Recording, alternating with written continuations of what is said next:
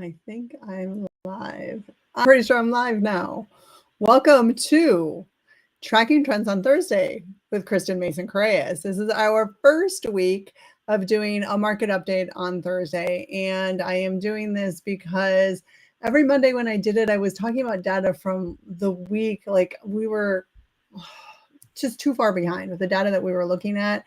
And so we made a change to try to bring you more current data. So we're going to start doing this on Thursdays, tracking trends on Thursdays instead of Monday market update. It's going to be similar information, but hopefully better, more current information for you on Thursdays prior to going into the weekend. So Thursdays at noon is when we are planning on doing this today, or a little bit late. We were having to change our systems and update some things. And so welcome to the first Tracking Trends Thursday on May 22nd. What do we have for you?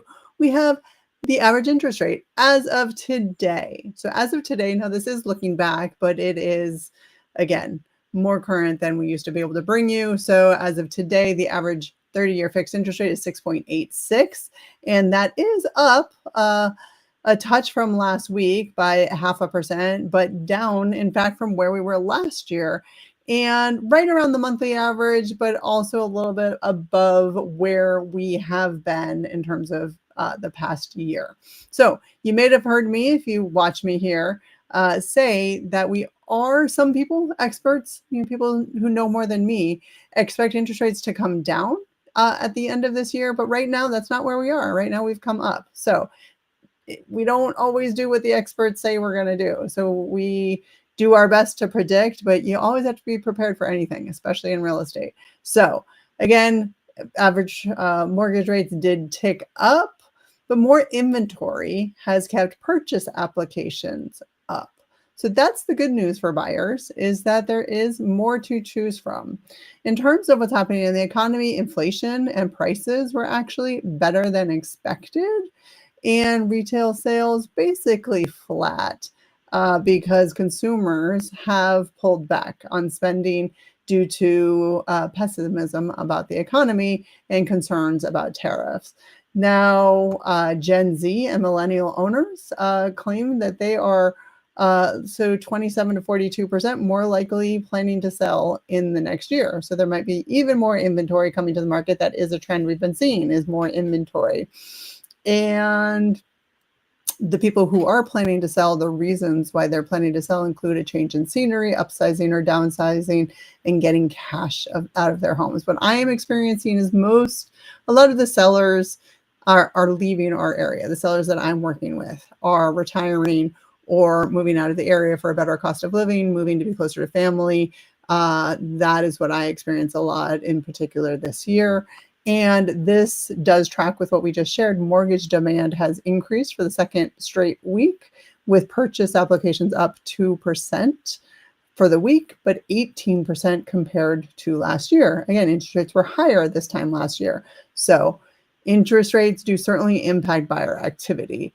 And so for the region of the Mid-Atlantic, which includes Virginia, DC, Maryland, Pennsylvania, West Virginia, Delaware, and New Jersey, there was more contract activity than we've had in the last 2 years. That's partly because there's more to choose from. And again, with interest rates being lower than they were last year, maybe more buyers out there for that reason. New listings are continuing to add to supply. That trend we have been seeing continues, of more inventory. List prices flat from last year for the first time. And that is what we are anticipating. That's what we are talking about amongst my colleagues, is we don't expect prices to go down. That's not necessarily what we're seeing, except for seasonally. They do seasonally go up and then go down. But in terms of year over year, the expectation is that we're going to stabilize, maybe flatline is what we're anticipating, because the prices we saw in past years were really unsustainable and probably higher increases than what they should have been. So now a normalizing, a stabilizing of prices is what we're expecting. For the larger DC metro area, purchase contracts were up 14% year over year, but down 5.2% from last week, which is interesting. This time of year, usually we'll see increasing buyer activity. And so perhaps that increase in interest rate might have decreased buyer activity, or people writing contracts. Time to contract, 25 days, up 6 from last year. up 1 from last week. New listings are flat from last week and up almost 10% from last year. Active listings up 45.3% from last year.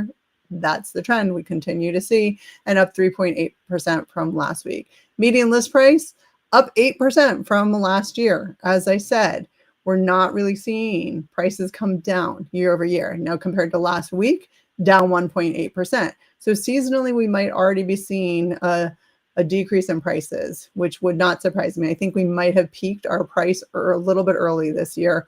But again, frankly, it's hard to find trends right now. Things are up and down and up and down. We're kind of just seeing this a lot this year. Canceled listings, that's a big number, 112%.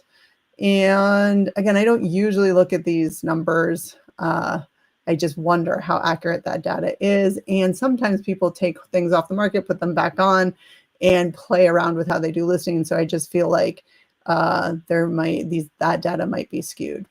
Now here is the hyperlocal data that we run for you. This is what took us some time to rerun. So brand new and refreshed, we've got different dates that we're looking at. So this may not be exciting to you, but it's exciting to me. We used to look at the data from Monday to Sunday, but what you may or may not know is that most homes in our area go on the market on Thursday.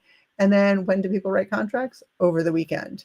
So therefore, most homes go under contract Monday or Tuesday. So when we were looking from Sunday to Monday, it was like, okay, that's when a lot of homes come on the market. But then the next week is when those homes that came on actually might show up under contract. So it was kind of splitting the time that homes come on from when they go under contract.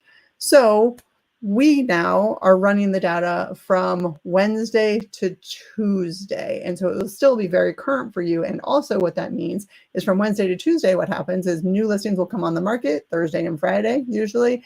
And then those homes that came on the market will oftentimes go under contract by Monday or Tuesday. So I'm excited about these new dates, and it does show the data differently. So when I look at this data compared to how we were running it before, the numbers do look different.